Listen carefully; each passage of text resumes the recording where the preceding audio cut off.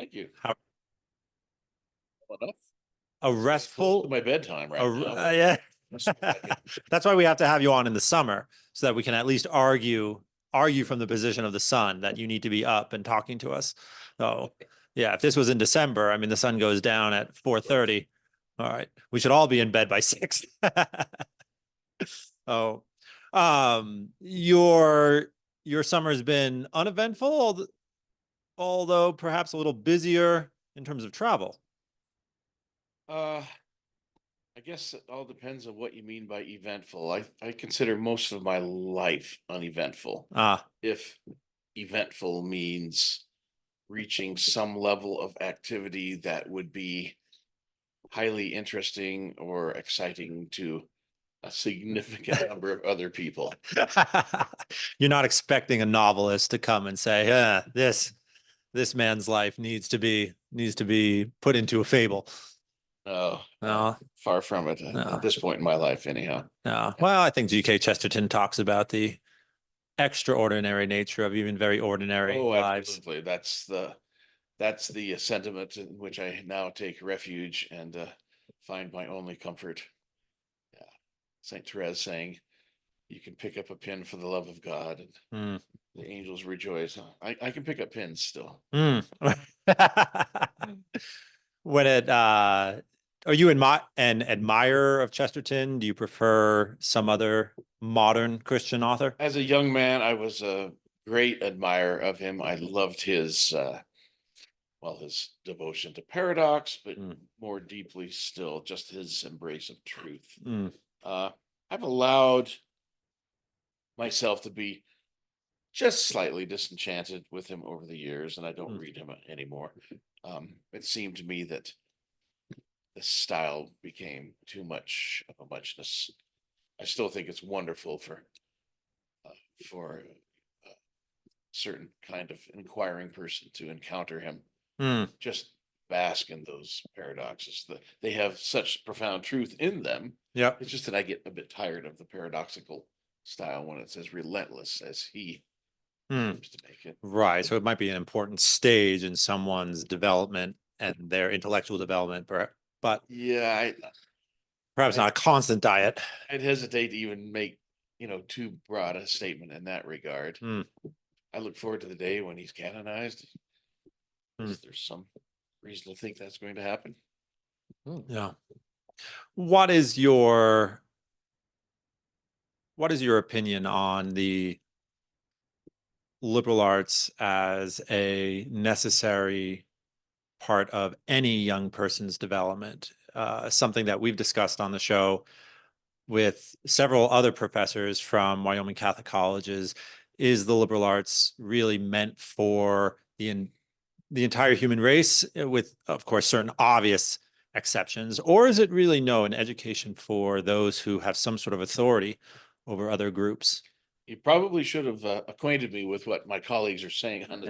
Yeah, You're laying traps for me. yeah. Opinions are mixed. I don't know if any of those that you've discussed it with previously were from the philosophy side of the faculty, but I am. So I guess my first foray into that subject will be to ask, what do we mean by liberal arts? Mm, Well aware that we're calling ourselves at Wyoming Catholic College a liberal arts college, mm, but I'm not sure that the college employs a uniform meaning of that term, and certainly that term, that phrase liberal arts, mm, has a variety of meanings historically hmm. and even at the present moment in history. So if I could talk a little bit about what I want to think That would about be exactly as what we liberal hope for. arts, then we could address your question. Well, it's liberal and it's arts.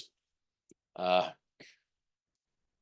the liberal part, historically, as I'm sure you're aware, Mm, came from the Latin, and it referred to freedom, being freed, liberated. But even there are different nuances, maybe different hypotheses. The liberal arts were considered, we're told, uh, those the study of which would free you to be Mm. fully human, Mm. free you from the slavery of uh, uh, addiction to falsehood, Mm. right? Or the inability to think. They freed you to be a free human being, which requires education, requires training in the earliest years, and nuanced education as you go forward. But another meaning attached to the adjective liberal was, this goes back to Aristotle, apparently, just they were the arts, the study of which befitted a free man Mm. as opposed to a slave. Mm-hmm. There is a connection between the two, but Uh-huh. it's a sort of dispiriting connection. Only those who are already free in terms of their social position. Okay, in terms of their economic Yeah. position. Only those who can pursue the higher things because slaves are taking care of the lower things. Yep. Only they are able to pursue authentic freedom. Right. It's catch 22 Mm. in reverse, I suppose. So much for the word liberal. The term liberal arts, as far as I know, goes back to the Middle Ages, and arts, the word arts, already had a definite specific meaning Mm. then in the schools, of Europe. Arts were, though they were not, they were to be distinguished from sciences. Mm. Sciences aimed at contemplating truth. Arts aimed at producing things. So there's the contemplative gaze. You just look at truth. You're not doing, you're not making, you're just beholding. Mm-hmm. And then there's the art, which is concerns that part of our intellectual activity which is ordered to making or doing, producing. So that's an art. I don't mean it's non-intellectual at all. It involves Right. the called the practical intellect as opposed to the speculative intellect. Mm. But an art would be a system of rules, not arbitrary, but arising from the very nature of the subject matter, rules or principles governing the right doing of things, the right making of things. Such as arguments, such as It could, writing. well, that's where I was going to go next. Oh. The things to be made or produced, the things resulting from intelligent application of an art, Mm. could be in the realm of the intellect. Mm. So logic enabled us, the art of logic was seen as what enables us to think well. Mm. The art of shovel making, on the other hand, enables us to dig well. Right? There's still an art to shovel making. You don't Mhm. just dive in Right. without any sense of what you're doing or why or how. So that's one broad distinction of the arts. Those concerned with matter, material things, agriculture, baking, fixing flat tires, if you're fixing them efficiently, a minimum of cussing and so on. Right. If Right. When it comes to the mechanical arts, the arts are lost. It can be lost very quickly. right, and the sign that you don't possess an art is Mm. that you're doing something inefficiently, clumsily, Mm. right, and poorly. I suppose. Mm. So then there are the other arts that produce something in the spiritual order, and the ability to reason well, Mhm. the ability to think quickly and insightfully, the Huh. ability to grasp the nature of things, right? Uh, these arts were the liberal arts of the Middle Ages, the ones proper to someone, again, who could live at such a level that he or she, but face it, it was generally he back then, Mm. uh, could live better and as befits a free man because in virtue of these arts. So it's a complicated business because there are different principles of dividing the arts and the principles cross one another. They don't fit neatly under one another like genus and species. I've said you've got the arts ordered towards material things, often called the servile arts, proper to slaves, or at least proper to a mode of life which doesn't especially conduce to our freedom. So servile arts. Then the liberal Mowing arts. lawns. Yeah, mowing lawns well, according to the acknowledged principles, best practices, you might say nowadays, of lawn mowing. Yeah. So then the liberal arts would be clearly distinguished from those. But then you have other distinctions. For example, the fine arts have to be brought in there. And that's not a term that was used in the Middle Ages. I believe it's of Enlightenment origin. But what are the fine arts? I don't mean that the fine arts weren't recognized in the Middle Ages, but I don't believe the term was widely used. Fine arts produce things as we expect from something called an art. They're ordered to producing. And what they produce is also material. They're not producing conclusions of a mathematical demonstration. They're not producing, syllogistic conclusions or something like that, the way science does. They're producing material things, but the material things are themselves meant to enhance and facilitate the contemplative gaze. So fine art seems to share in some way in attributes both of a servile art and of a liberal art. But it's neither of the above. It's not just a hybrid of the two. It's painting a painting shares something with properly mowing a lawn, but it also shares something with contemplating the beauty. object of mowing the lawn is not to discern through your looking at the lawn after you're done, discern the meaning of life. I suppose it could happen accidentally. Whereas the object of, producing a painting, if you're really doing it according to the principles of art, the object is to enhance the viewer's grasp of reality, to take delight in reality, to take delight in suddenly seeing more in the world or in some part of the world than you saw before. That's why they're called fine arts. They're from Latin finis.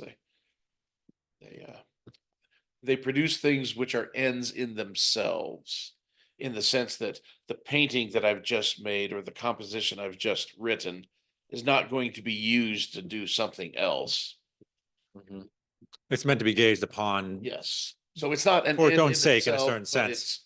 Its reason for existence is bound up with just going no further, Okay.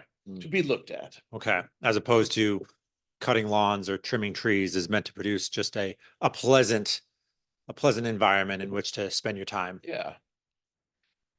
The fine arts, the liberal arts, the servile arts, any other category you want to bring in, I suppose, are ordered towards human perfection, all of them. If they're truly arts, if they're not departing from sound principles that make an art, they are ordered toward human perfection. But as you know, we're a composite of body and soul, and perfection has to involve attention to all these things. Yeah. So I guess I'm kind of wandering here. We wanted to talk about liberal arts, right? If the liberal arts, going back to the tradition of the Middle Ages, are at least those arts which produce spiritual goods, by that I mean goods in the intellect, the goods of reasoning well and clearly and efficiently and insightfully, and as such are liberating. That's not, well, before I go further, it's the degradation of the term today. Let's remind ourselves that in the Middle Ages, the liberal arts were 7 in number. Okay? Yeah, the trivium and the quadrivium. Yeah. Yeah. This sounds a little too cut and dried to us nowadays, but there was a reason there. The trivium were the verbal arts, the arts concerned with language, Mm-hmm. and the quadrivium were the arts concerned with quantity.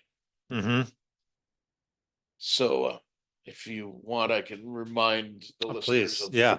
No, by what all was means. touched upon in the trivium, and I think it's generally understood that these arts began to be pursued by someone who was in his early teens, let's say, depending on how educated or intelligent the student was. But in the trivium, you first encountered grammar, and then logic, and then rhetoric. Grammar acquainted you with the elements of language. Mm-hmm. Logic, How to form thought. no, how to form words. Ah, okay. Thought in the sense of corresponding to the first of St. Thomas's three acts of the mind, Mm. understanding or concept formation. But yeah, you have to use words well. You have to define them well. Mm-hmm.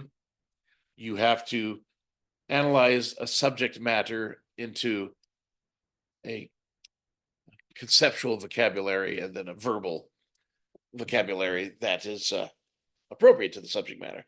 So, and obviously, this isn't something you leave behind, as you go forward in your intellectual development, but it is the thing that you need to encounter early on. Mm-hmm. How to use words, acquire a vocabulary, right? Mm-hmm. And use it well.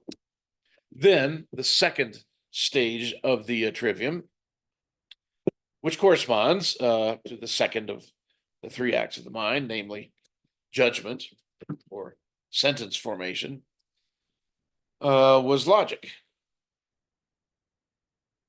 And in logic, you learned to link concepts together in a meaningful and valid way. So you're now seeing and learning how to express your vision of a world which is complex. It's not made up of monads or, you know, irreducibly simple units of stuff. Everything that exists is a composite. So you have to be able to express that. The dog is white, Mm. but white is a color. There are things that are white that aren't dogs, and there are things that are colors that are not white, Uh-huh. right? You're having learned to sort out the many kinds and nuances of terms in your grammatical phase of thinking, or at least made a good start on it. Mm. Now you have to link these different concepts together in ways that are meaningful. If I say that the dog is white, I cannot simply, in virtue of that statement, now say that white things are dogs. Not a two-way street. Yeah. Right? So in logic, we learn, and the way we learn is first by rote memory, I suppose, if we're young enough. But as we advance in our intellectual capabilities, we learn by comparing our thoughts with reality itself, right? We see how simple or elementary ideas can be joined together in logical structures, Mm-hmm. the ways in which it can happen and the ways in which cannot. These ways being validated by our experience of the world. It's not arbitrary. None of this is arbitrary. It's not made up in some medieval classroom just because the teacher likes the sound of it or just because whatever. It's always involves a reference to reality. Mm. The third of the trivial arts is rhetoric, and that term has a kind of it's become devalued in our time. We describe as rhetoric something that's just kind of shallow, superficial, misleading, inconsequential. Whereas People say rhetoric, and it almost is equated with pulling the wool over someone's eyes. Like, you're hitting me with that rhetoric. In other words, Mm-hmm. the term rhetoric is now being applied to what in former times were clearly seen as abuses of rhetoric. Right. Rhetoric, properly speaking, involves a very nuanced grasp of reality. Mm-hmm. In fact, logic is all you need in the sciences as you're moving toward a grasp of truth and all of its subtlety. Mhm. Rhetoric, paradoxically, is something you need in those areas of human thought that are not subject to scientific certitude, but Mm. where there are many problems getting in the way of certitude, where you have to deal with opinions, with probabilities, Mhm. with practical and prudential situations that are devoid of certainty. Mm. So the art of rhetoric actually, and by the way, I'm basing this doctrine on Dorothy Sayers' famous essay, The Lost Tools of Learning. The art of rhetoric suitably came after the arts of grammar and logic because it involved the most sophisticated grasp of reality. Mm. It is the art that is brought to bear when you are trying to make sense of an aspect of reality that can hardly be made sense of. Mm. Should we go to the war or not? It's not as simple as is water made of hydrogen and oxygen or is it not? Mm. Should we go to war? There's 100 different Considerations that, and and you can make a good argument either way. that's the domain of prudence. The Lord expects us to make decisions absent a complete certainty. We have no choice. We're supposed to forge ahead. But Much to many people's frustration. oh yeah, I think a lot of us wish, those of us who haven't lost all sense of truth, sometimes wish that we could have absolute truths in the domain of in every domain of human affairs. It's not the way it is, and it's not the way it's ever going to be in this life. Mm. So just as prudence is the virtue governing your activities in these less than certain situations, so rhetoric is the art which enables you to discuss them meaningfully with other people. Mm. Okay. The point of you and me having an argument, a rhetorical investigation, if you will, as to whether we should go to war with country X is not or should not be merely for me to browbeat you or you to browbeat me and one of us win and walk off triumphantly. It should be so that we're both happy with the result and that we've come to agree either both with you or both with me or find some compromise.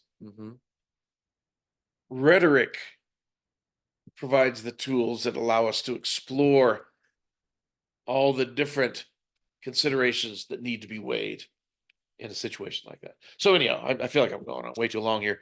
But rhetoric is what allows us to combine the previous two arts in a way that's applied to human action, right? So yes. We have to understand what we mean when we say things, right? When we say dog, we know what we're talking about. And then logic is a way to organize and include and exclude combinations of these things that we mean. Right. And then rhetoric is involved with either leading ourselves or leading groups of other people towards action based on our understanding of those things. So it absolutely depends on the prior arts, grammar Mhm. and logic. Okay. So that's Right. When I say war and you say war, we have to mean the same we thing. have to mean the same thing. And we have to string together our ideas in Right. a valid way, Right. not be fallacious and Yeah. intentionally or unintentionally misleading, right? When you say nuclear winter or when I say nuclear winter, we need to say, we need to say the same thing. Oh. Yes, that's not a term one hears much anymore. Mm.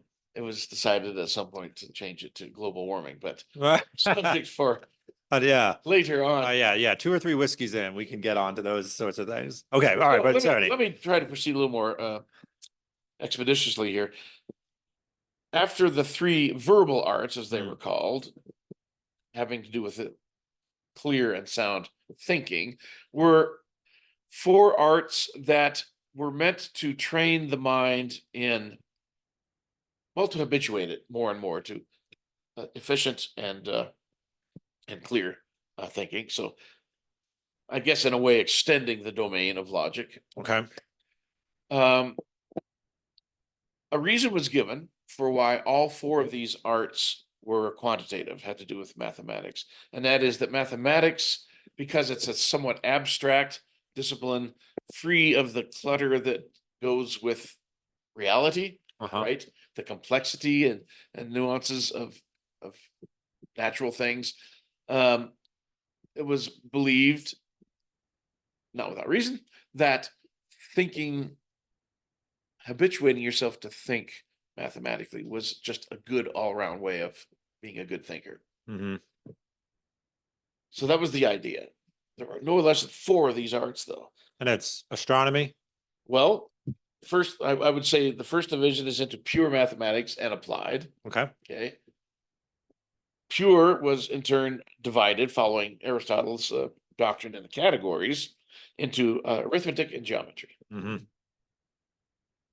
And then each of those pure mathematical disciplines was applied to some aspect of reality. Hmm. Arithmetic was applied to sounds, ratios, Okay. giving us music, Music. and geometry was applied to the motions of the heavenly bodies in Ptolemy's astronomy. Okay. Very quaint division by any modern reckoning. Hmm. Pretty hard to gainsay the value of studying the trivium, but the quadrivium, math definitely. Hmm. Math remains a very, very good way of training the mind. At least half of our freshmen would probably agree with that. And the other half, no. So those were the liberal arts. They were, all of them, ordained towards developing clarity and facility in thought. And then the apt student, the suitable student, was ready to go on to the real studies, which in the Middle Ages were either law, medicine, theology. Mm. I'm a little hazy as to where philosophy fit in there. Philosophy is implied in all 3 of those. Okay. And it was certainly pursued explicitly as a step on the way to any of those 3, especially as Aristotle's philosophical works made their way into Europe, and now we had a Platonic and an Aristotelian tradition to, enter into a certain dialogic conversation with. Hmm.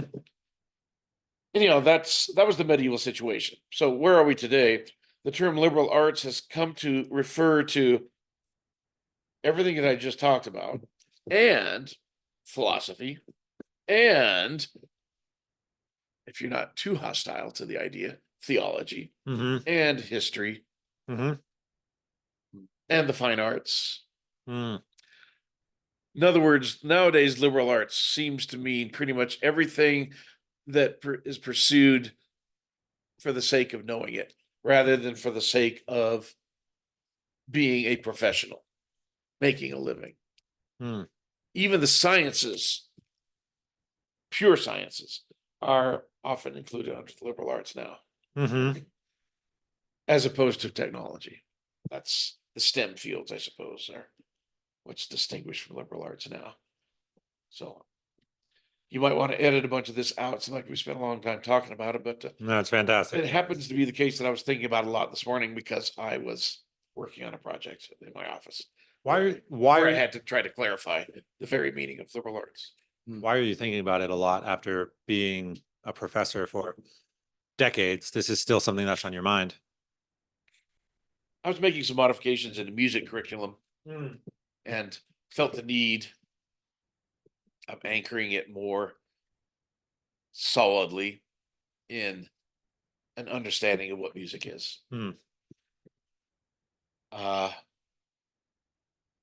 That's a dangerous course. The average student taking music does not want to spend any significant amount of time philosophizing about what music is. They just want to listen to music or not. Interesting. But I don't know. You're saying even the ones who want to listen to music don't want to spend a lot of time philosophizing about the nature of music. That's Generally speaking. That's my fear, but I'm going to at least try the experiment of spending extra time at the beginning of the semester to really nail down this question of what music is. Hmm. Instead of treating that subject off and on throughout the semesters, as we've done in the past, I want to drill down at the very beginning. Mm-hmm.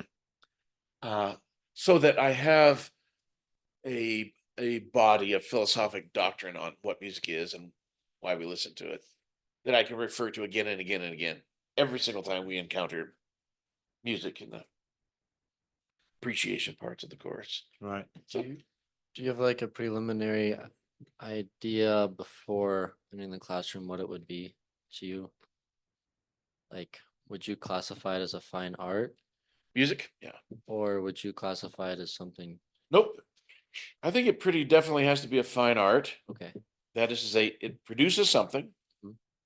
something which is actually material in a way. I mean, physical sounds, right? Being Right. produced, physical instruments, but which exists so that the listener, but also the performer, can enjoy it, Mm-hmm. not to use it for something.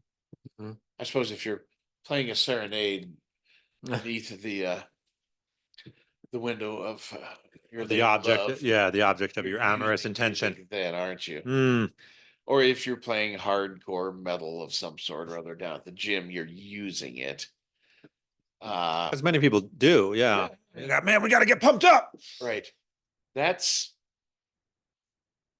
problematic. I don't deny that it's a use of, and maybe a legitimate use of music, but it does seem to be not any longer in the category of fine art. Ah, Uh, well, it's worth discussing. But we're looking for the beat to create a certain physical reaction in us so that we're more energized yeah, for whatever it is that we're well, pursuing. absolutely. And one of the things I like to get into students' heads early on is that all of the different components of music, the many different elements, boil down, in my thinking, to two, and that's rhythm and harmony. Mm-hmm. If harmony is spread out in time, it becomes melody, but it's still a relating of notes according to pitch, whether Mhm. simultaneous or spread out. So I use harmony as the catch-all term. Okay. Rhythm, on the other hand, has nothing to do with the pitch, but everything to do with the way in which musical sounds appear in time, spread out in time. Mm-hmm. Now, the body is that part of our composite nature which exists necessarily in a temporal way. In other words, the body's activities are measured by time. Mm-hmm. Rhythm in music I associate with the body. Not exclusively, but predominantly. Melody I associate with the intellect or the soul. Again, not entirely, but predominantly. The I mean, easy image would be clearly you're using your physical ears to hear both rhythm and melody. right. So it's not as though we're doing something angelic and something animal at the same time. Rather, we're doing something human Hmm. in apprehending both rhythm and melody. Okay, but the easy image, the easy cartoon to put in our heads is our heart has a rhythm. Yeah. And so do many other of our bodily functions. Yep. Right. They're in rhythm. Walking. Walking has a Yep. rhythm.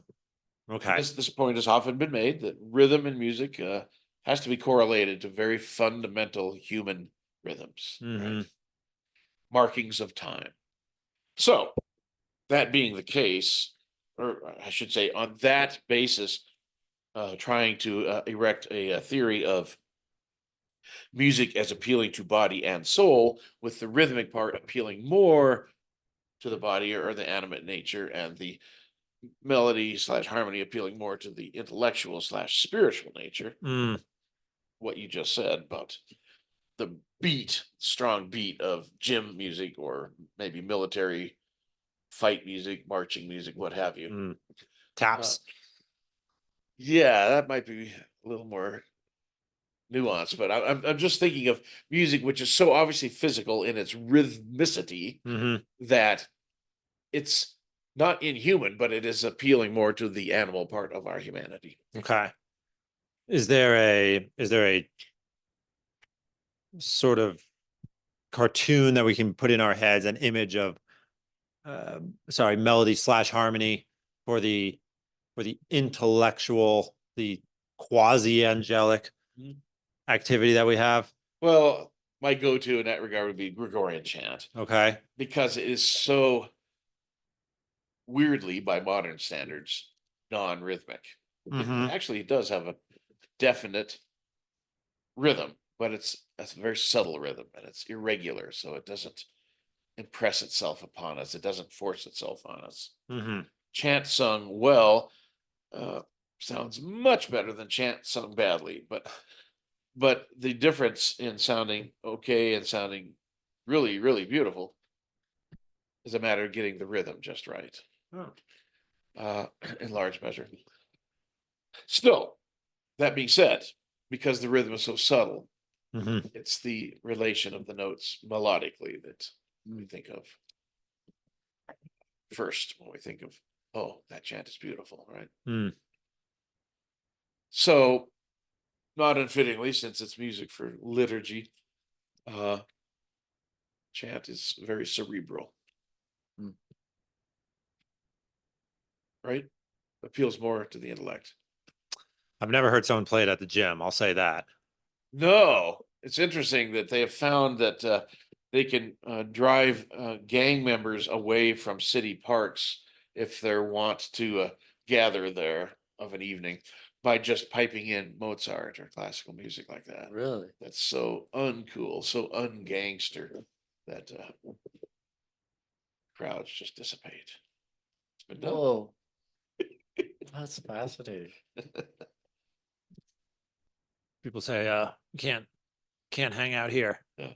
Oh. So, Huh.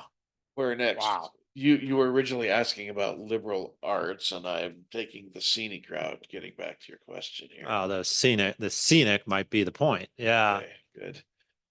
I was in We might Belize switch back. about, I think, 6 months ago or so, visiting some old friends who were teachers. I mean, they really do believe in the ability of education, generally speaking, to change people's lives, right? So these were teachers, these were people who had a very robust intellectual life of their own, and yet they were very openly questioning whether a country like Belize, struggling economically as it is, struggling to have opportunities for its young people as it is, if a liberal education was even appropriate for people who would almost undoubtedly be in not just a competitive workplace, but would have to compete just to get jobs that would call them worthwhile.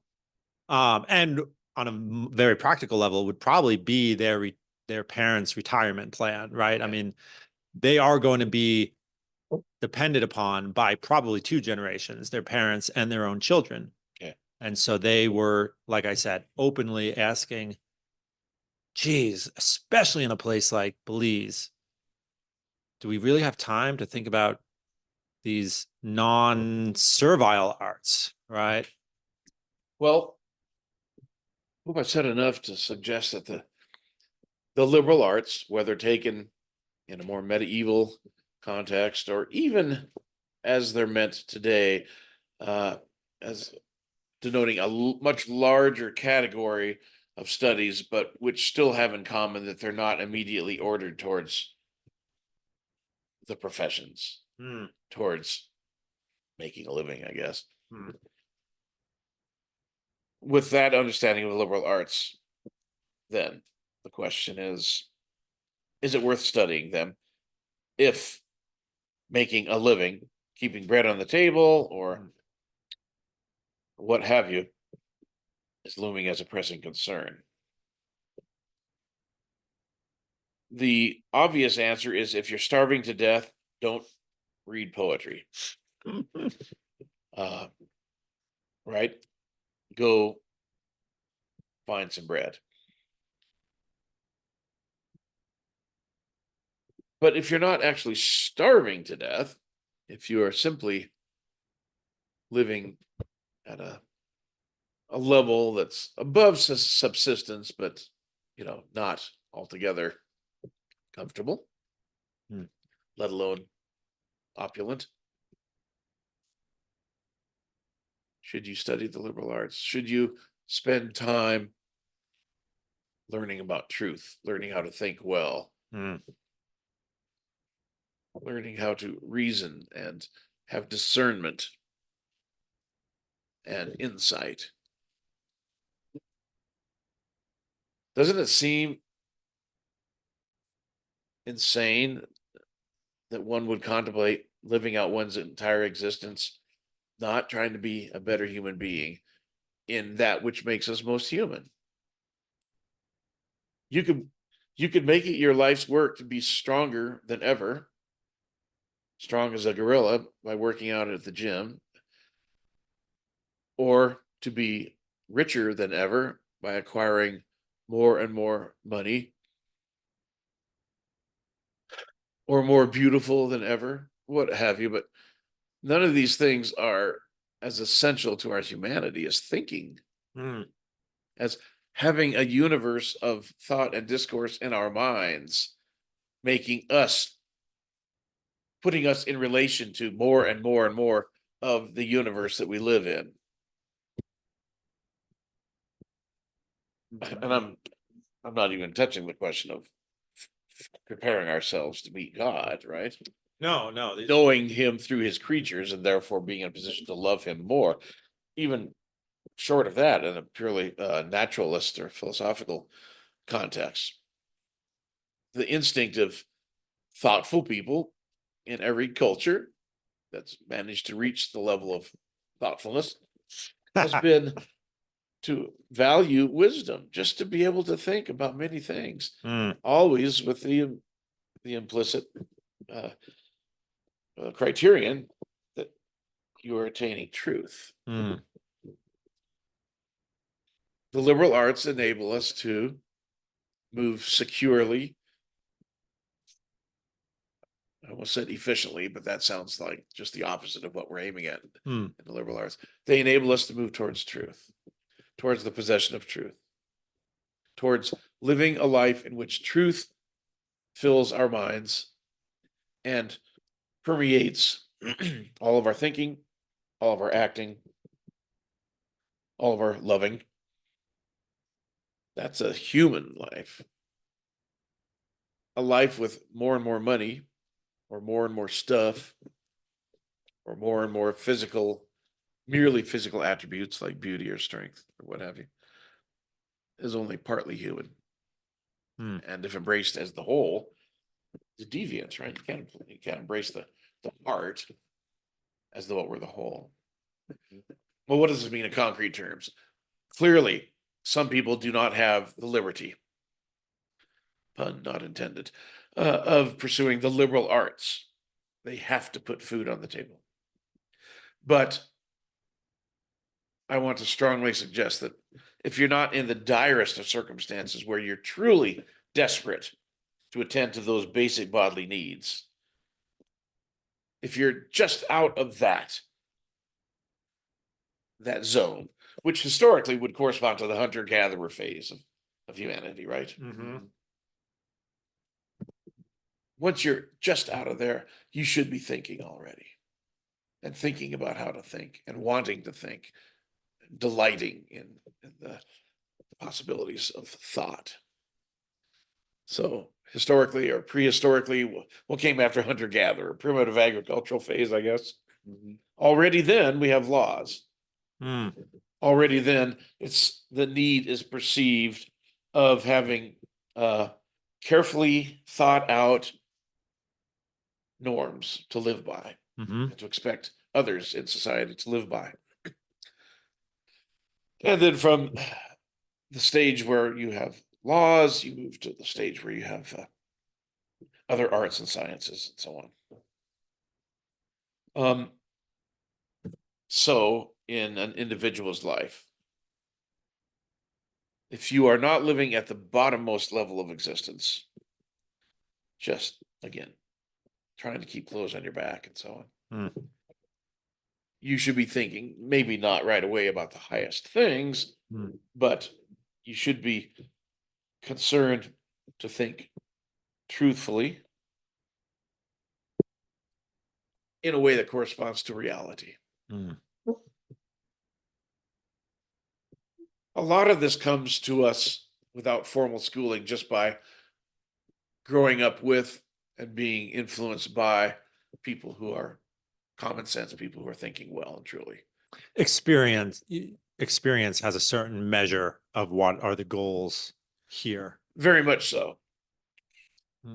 Humans don't all have to be philosophers, but every human is something of a philosopher, Mhm. and to the extent possible should try to cultivate that intellectual brace of all things. A phrase that I love, I don't know who first said it, is that a well-educated person should aim to be to know something about everything Hmm. and everything about something. You're going to have to pick your You have to be a master at yeah, some point. you're going to find your niche. You're going to find your specialty, Mhm. whatever it is. But that doesn't mean that you should remain stuck in the narrow rut of that specialty, Mhm. because A, that's just not the world that we live in. It's diverse. We should want to embrace that diversity. Buzzword, I know, not using it in the buzzword sense. Secondly, every single discipline that one is inclined to pursue as a specialty is going to benefit from knowing many other things in many other disciplines, right? Hmm. Because of the interconnectedness of things. Hmm. So you want to be an engineer, you have to study engineering, you have to study math, physics, so on. But you're going to be a lot better engineer, even as an engineer, if you have an awareness of human needs, Hmm. psychological needs. Maybe you're going to build an office superstructure, a skyscraper. Hmm. Well, you apply the principles of engineering, material science, Right. and all to make a building that is a good building that will withstand an earthquake and all. Sure. But maybe it were better that you also know how much space people need in their work area, in their workplace. Right. Right. Yeah. Feel expansive and happy, Right. right? Yeah. And knowing how sunlight has a profound effect on human thriving. Yeah. Yeah. Um, Right. Why are, it's kind of a dumb example, I suppose, but no, I don't know. No, I in love, general, I love any architectural considerations on this yeah, point. architecture does bring so many wonderful subdisciplines together. But in general, you do want to bring as broad a knowledge to bear on any one discipline that you happen to be pursuing, right? As is possible. A doctor should be much more than a biologist, Uh-huh. or a physiologist, or a chemist. He needs to be a psychologist, psychiatrist, in some measure, to know that he's working with a human being. Ideally, to know he's working with a human being made in the image of God Hmm. and worthy of a certain high level of treatment for that reason. So I guess the point I'm trying to make here, a little bit wordily, is that it's not simply good to know a lot of things because lots of things are interesting and fun to know, but you need to know a lot of things in order to enhance your knowledge of any one of them. Mm-hmm. That is the interconnectedness of the universe, and that's the interconnectedness of a well-designed liberal arts curriculum that trains us to think about everything. Probably the single most important thing that we try to accomplish in the liberal arts curriculum at WCC, at least I think so, is to bring students after 4 years to an awareness that there are many things that can be thought about, and each of them must be thought about according to its own proper reality Hmm. and the method that corresponds to that. That's terribly important. You have to think about quantities in a mathematical way. And you have to think about God in a theological way. And you have to think about poetry according to the norms and principles and insights of poetry. Hmm. And then relate all these things in some larger superstructure of knowledge. So, if what you were suggesting, Jonathan, is that maybe it's okay for people in dire straits to not pursue the liberal arts, I would say if they're in truly dire straits, of course, first things first, you got to live before you can do anything else. But I don't think it takes long before you're out of that bottommost level of human existence and have some freedom, some liberty to pursue. Some time to spare. I mean, come on. Don't watch TV. I guess that's kind of dated statement. Don't play on a computer. Don't have the cell phone in your hand. Pick up a good book and read it. Hmm. Isn't that, it's that simple, right? I mean, yeah, like even just getting ready in the morning, you can think about something deeper than your normal task. You know, if people form the habit of reading for 15 minutes a day, anything. I mean, the church has said there's an indulgence attached to reading the scriptures for 15 minutes a day, but if you were to just read anything for 15 minutes a day on a wide variety of subjects, what an amazing thing you'd be doing for yourself. Hmm. Right. You'd probably be leading a lot less stressful life. All the concerns of the workplace, the pettiness and the challenges and the stress be a little less, or maybe a lot less concerning, because you were reading about how butterflies fly this morning, Hmm. or you were reading about how long the sun is going to last before it blows up, Which might put your workplace concerns into a or little how more context. exactly Dracula put his victims to death. Hmm. You might read about a million things that are less than savory, even. But even the dark side of our human experience needs to be part of our Explicated in knowledge, some way. right? So that we come the better by avoiding it. Hmm.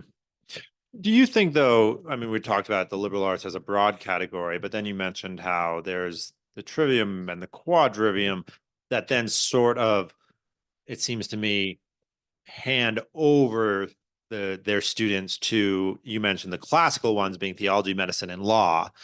Do you think there is an argument that can be made that in modern times, perhaps there are certain aspects of the liberal arts, and to make it easy, I'll just say the trivium and quadrivium, that's these standard parts of education.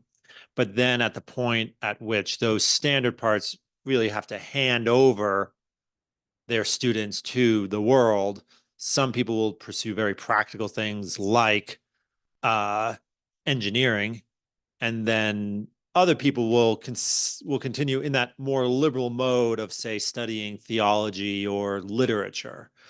And do you think that's a sort of acceptable point at which you sort out a human population? Good point. There are liberal arts that are foundational Mm-hmm. for human living, and then there are liberal arts that pertain more and more to the specialist. Mm-hmm. Part of the value of studying the liberal arts early on is they help you to decide where you want to be in life. Mm. You may have entered upon, formal education as a child or adolescent, thinking you wanted to be X or Y when you grew up. Mm. You're making that decision based on a tiny experience of a very large universe. How about acquainting yourself with as much as possible with the universe right? And the history of same before you commit yourself to any one course in life. Because and you're saying that might give you a better instinct for how you and your individuality actually fit into that universe, because you understand the universe itself better. Yes. Related to that principle I gave a moment ago of trying to learn everything about something and something about everything. Mm. I guess you really want to see yourself in relation to everything else. You want to see everything in relation to God, that's highest wisdom, but also in relation to yourself. You are related to God, not only directly through grace, but indirectly through his creatures. So to know yourself, not simply as this bloke sitting at a table eating apricots right now, but as a mammal, the product of a long evolutionary sequence, if you will, Mm. an American citizen, the product of a wonderful experiment in government, a Catholic, the product of prior generations evangelizing your ancestors and so on. Mm. To know yourself in all of these connections is huge, right? I mean, it's where you really begin to know yourself. Can't have a discussion like this without bringing up that favorite, all-time favorite saying, right? Know thee, Sauton, know thyself. Mm. Written on the Delphic, the portal of the Delphic temple. Mm. That's what education is about. Know thyself. What does that mean? Look in a mirror and stare and stare and stare? No, it means know yourself through and through, body and soul, in your history, in your destiny, in your actualities and potentialities, in your relations to everyone else and everything else. Mm. So That's understanding even yourself in relation to your ancestors and in relation to your own mortality, and in relation to the physical space in which you occupy, absolutely. and and in relation to the physical body that you get to use, live in, but is also at the same time subject to other forces beyond your control, such as gravity and aging. Know what you can control and know what you can't. That would be an important part of it, right? Mountain biking is a great way to learn some of that. I suppose, yeah. Yeah. Gravity, momentum, It's yeah. interesting. Acceleration. The admonition, the injunction, know yourself, presented as sort of the innermost kernel of wisdom, right? Mhm. In that ancient context, can easily be grafted onto or seen in the light of Aristotle's famous statement that all men are by nature ordered to knowledge. They all desire to know. To know what? To know everything. If a thing is a thing, then it's a knowable thing. So in a way, that principle, that imperative, seek to know yourself, is the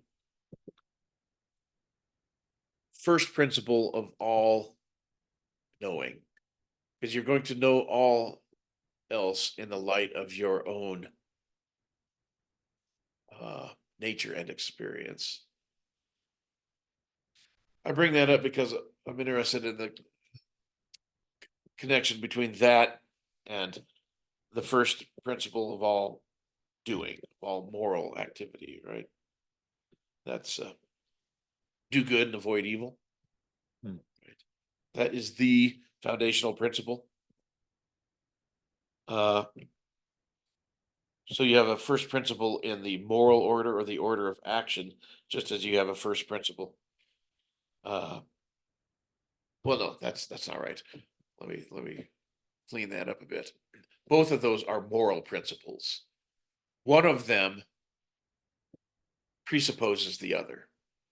you must know yourself in order to know what to do, Mhm, how to live. Okay. mhm. So they're both principles of the moral order. Although know thyself, forgive me, I'm kind of thinking out loud here, Yeah. is also a principle of the speculative order. Because to know things is invariably going to mean knowing them, at least implicitly, in relation to yourself. Yeah. So know yourself in relation to everything else, and then conduct yourself in relation to everything else, right? Mhm. I like that. In such a way that your self is preserved with integrity. That means doing good. Don't do evil. That disintegrates yourself. Do good. Perfect yourself. Yeah. Yeah. No, evil does have a sort of way in which it, yeah, it tears you apart into in the end, you can't even act in your own best interest, even if your own best interest, but you can't even act in your own fallen interests after a certain point. But anyway, Well, yeah. Actually, I'd like to follow that a little bit. We may be getting too abstruse here or too mind fogged at this late hour, but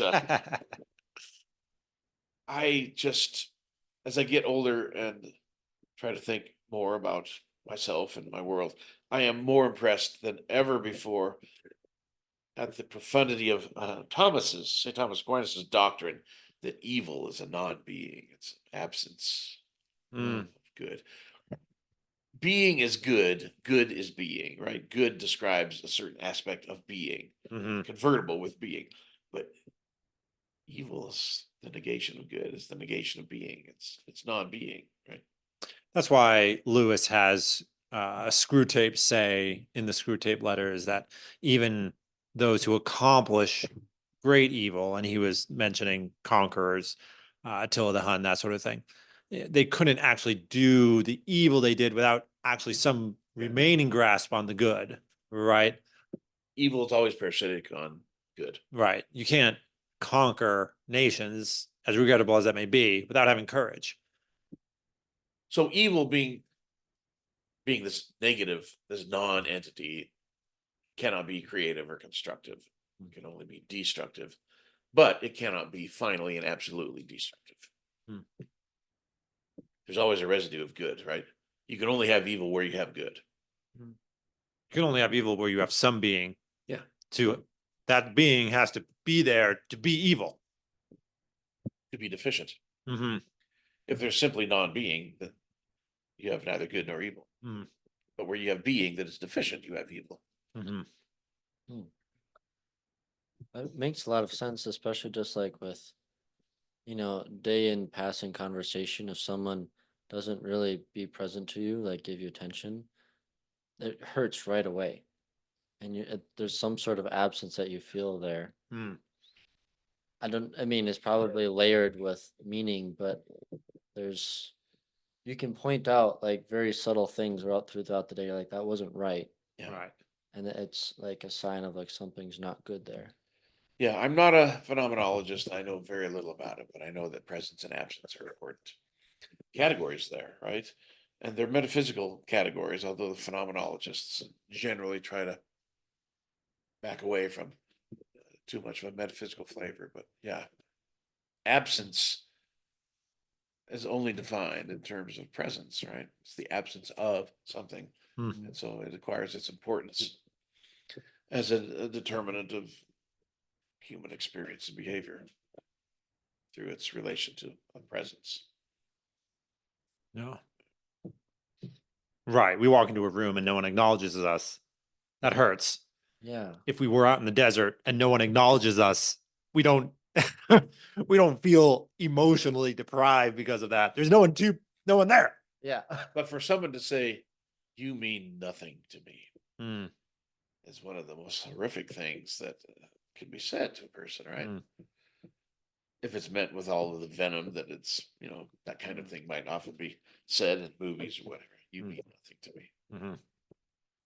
Because you're essentially saying there's no good in you that's been impactful to me or something. Yeah, yeah. Right. You're not even worth the time and trouble that it would take to hate you. I'm acknowledging that you're a being because I'm talking to you, but Hmm. I'm saying that you are a being with almost nothing else Hmm. to recommend it other Right. than the mere fact of existing. Right. You occupy some space on my planet. Huh.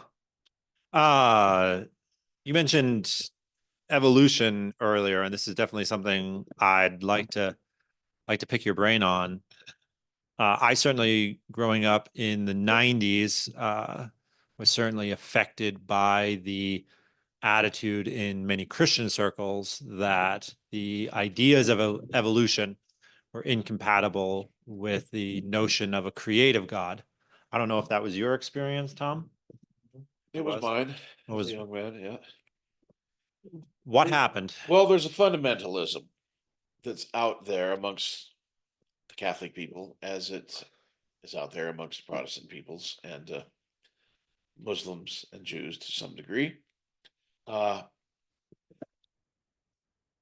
I think, and fundamentalism, by the way, is kind of an inappropriate word, but it's the word. So, what does it mean? It means you're choosing some arbitrarily small set of axioms or principles to be fundamental to your thinking, and you're not going to allow yourself to be budged from those arbitrarily chosen fundamentals, right?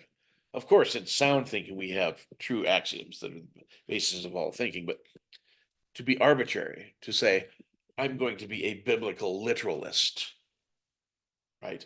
Not, I'm going to read the Bible with an open mind as to the possibility of many different styles of discourse therein, but I'm going to read everything in the most strictly literal way. That's fundamentalism.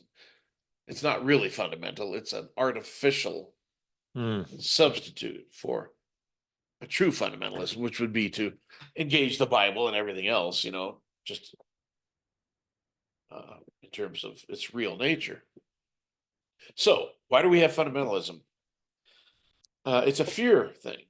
The world is going down many dark paths that are hostile to human nature, to Christian civilization. And as part of a complex fear response to that situation, um, some have decided to find safety in clinging to things that are immovable and good and not dangerous. Thinking is always dangerous, right? If you're really, if you're thinking well, if you are letting the mind roam as far as it's capable of roaming Hmm. and penetrating as deeply as we can into whatever we're thinking about, we're going to encounter error. We're going to perpetrate falsehoods. The whole trick is to not remain in those falsehoods, but let truth win out eventually. But in the modern age, there's so much of error and so concerted an attack on truth, especially salvific truth, that we can be tempted to respond, as I say, in fear, circle the wagons, uh, not to allow ourselves to think too deeply or too broadly, because that's gotten us into a lot of trouble. So let's narrow our perspective.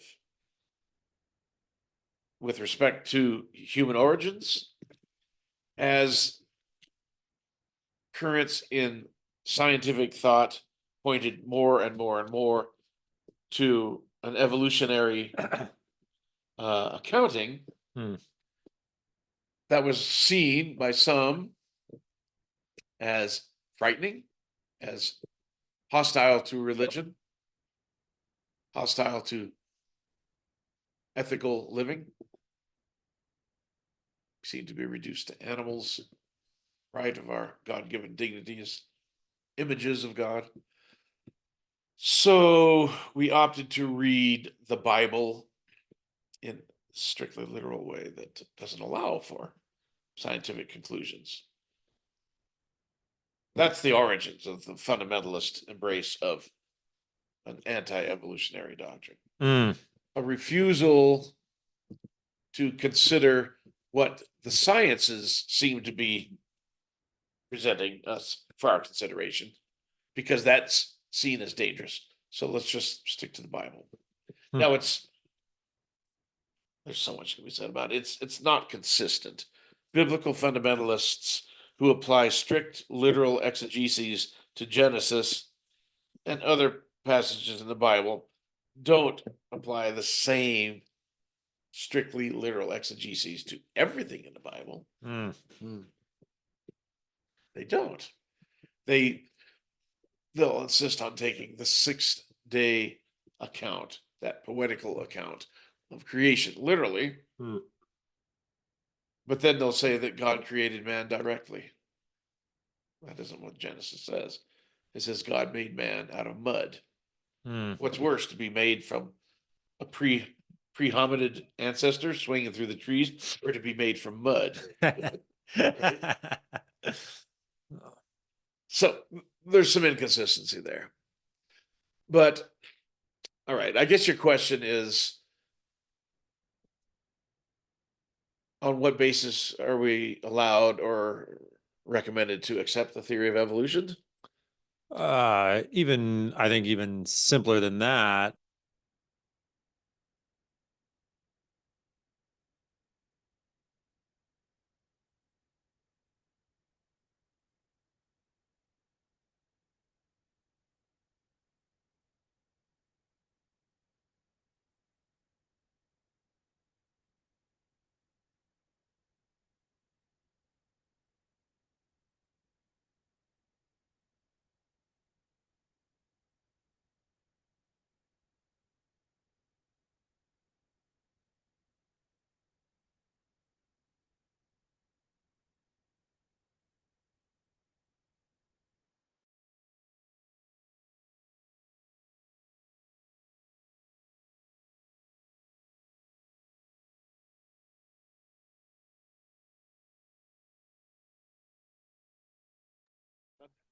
Nothing of the structure itself or of the DNA.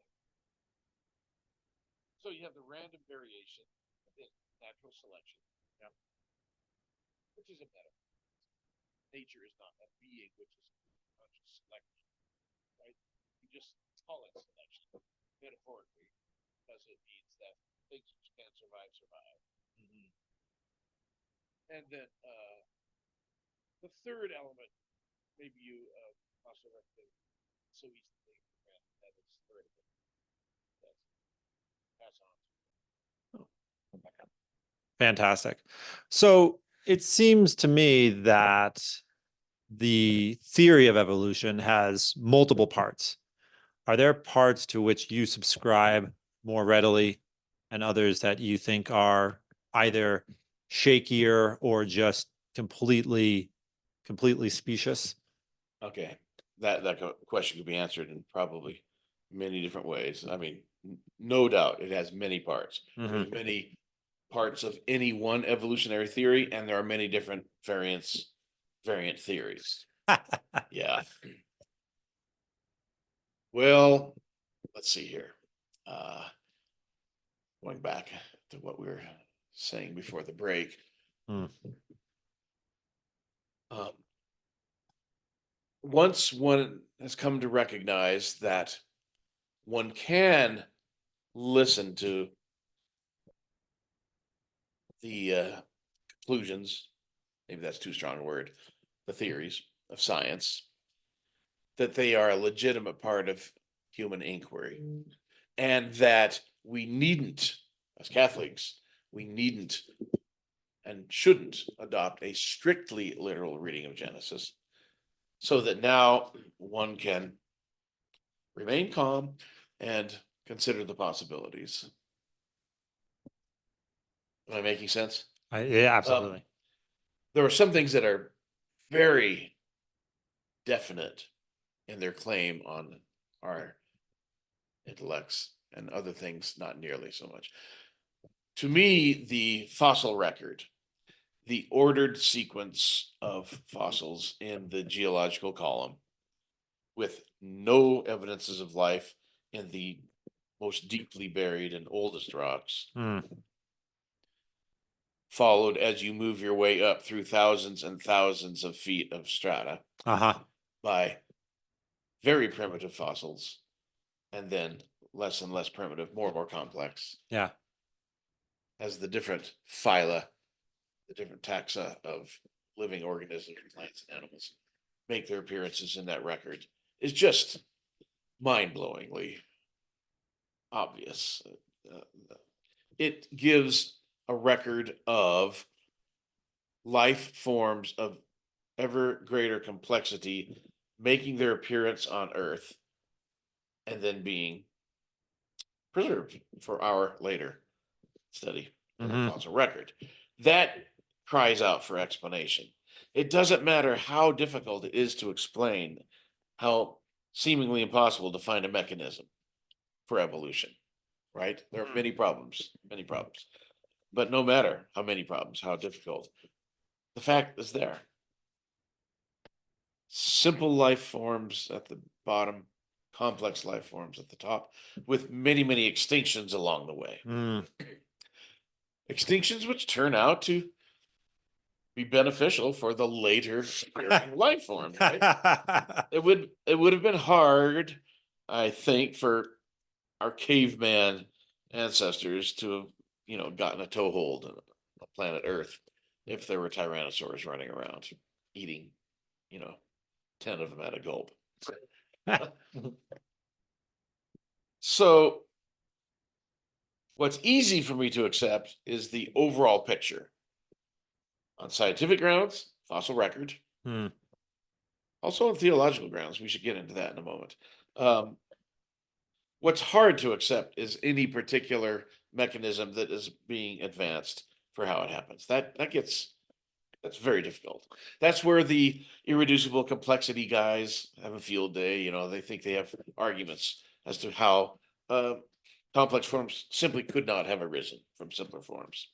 Because for statistical reasons, probabilistic reasons, or just biological reasons, to the extent that we know biology right now, we can't put a finger on a mechanism. So, but look, This if is you where wake the up one author morning of and you're on Darwin's top of Black a Box. mountain. This is where the author of Darwin's Black Box, Yeah. Michael Behe, spends most of his time saying, okay. Yeah, if you wake up one morning and you're on top of a mountain, Hmm. are you going to just occupy hours and hours and hours of your time saying there's no way I could have gotten up here? My feet don't have blisters on them. I'm not tired. I have no recollection of making the journey. There's no way I could have done this in 1 hour, Mm. or whatever. Or are you just going to say, no, I'm on top of the mountain? I don't even know how I got here, but I am here. I was at the bottom and now I'm on the top. Hmm. Oh, then we discover helicopters and we have a whole new explanatory scheme available to us, right? Right, right. You were knocked unconscious, put on a helicopter. Yeah, whatever. I love that. Example. Yeah. The helicopter theory of evolution. The point being, you have to admit the fact, even if you have no explanation of the fact. Hmm. Now, everybody knows that facts demand explanation. And so biblical creationists, anti-evolutionists will say, oh, I have an explanation of the fact, right? God made the fossils. He made them in that order. Or he made the organisms that the fossil evidence represents, but they died all in a 40-day flood, right? In other words, I'll flip through the pages of my Bible and I'll find the explanations Uh-huh. for what science is discovering out there. But I'm going to sort of massage the Bible specifically, and only the Bible, to give me the explanation. Like I'm only open to explanations coming from one source. They're going to turn the Bible into a science textbook, which is Uh-huh. alien to the nature of the books that make up the Bible. Yeah. They're going to do bad exegesis and bad science. At the same time. Yeah. It's rather sophisticated. Maybe I should use that word advisedly, but the pro-evolution biblical literalist 6-day or young earth creationist lobby has become more and more adept at using the terminology and the conceptual apparatus of science to present their young earth 6-day creationism. This is sophistical. This is not really bringing science to bear on the question. It's cherry picking concepts that are scientific, bringing them to bear on the question. I mean, the fossil record. You can say the fossils formed as a result of the flood, 40-day flood recorded in Genesis. Well, it was 40 days of rain followed by who knows how many days of gradual subsidence, I guess. That's not scientific, because science has a lot more to say about the fossil record than simply there are fossils there. There's the ordering of the fossils. Yeah. There's all sorts of evidence built into those fossils concerning the environments in which they lived. Okay. You'll have marine fossils 500 million years ago, Yep. according to modern dating methods. And then 100 million years later, you have fossils that could only have lived on dry land. Mm-hmm. And then another 100 million years into the future, and you're back to marine or maybe freshwater environments. Right. But they're more sophisticated than the previous iteration of marine life. So the first thing to say is that the fossils are not all, jumbled together, higgledy-piggledy, as you would expect from a flood. They are sequential, and they're sequential in an order that doesn't correspond to how a flood would finish off these organisms and then deposit their remains. The earliest amongst the vertebrates, the earliest fossils we have are the fish, the sharks, and related. Those are the ones you'd expect to have lived the longest in a flood. Right? That all the mammals and snakes would die off early on, but the fish could somehow hold their own, maybe in the turbulent, muddy waters, and die off last. Right. But we have fish fossils long before we have any mammal fossils. Sure. And when I say long before, I mean far deeper down. Yep. You have to have enough common sense to acknowledge that fossils that are thousands of feet deeper are older. Okay. There's no known mechanism whereby you'd have fossils where you can do like a rock switch. Right. Yeah, you can't. Some of those exist. It is possible. I don't know if my hands are on the camera here, but it is possible for a sequence, let's put it this way, to collapse or to buckle under tectonic forces and then go like that. Right. So now you have older on top of younger. Right. But these are exceptions that don't disprove the rule, right? Right. We can point to it and say, oh, look, that really got topsy-turvy because this happened and that happened. Right. It's not a mass of unintelligible, utterly confused stuff out there. Yeah. Geology is a science. Geology discerns principles of activity and order in the history of the earth. So I guess I was saying that the fossil record is overwhelmingly evidence of a sequence of life forms. Okay. Can you say that God intervened? So I suppose you might want to deny evolution, but be willing to admit that the Genesis account needn't be followed literally, and then come up with some kind of a hypothesis where God creates the fish and waits around a few 100 million years, and then he creates the amphibians. So everything is created directly. There's no evidence in the Bible for that. Nor is there scientific evidence for it, because the workings of God are outside the realm of science. So now you've got yourself in a situation where you have neither the Bible nor science to help you. You're just spinning stories. You're just a fiction writer. You really are.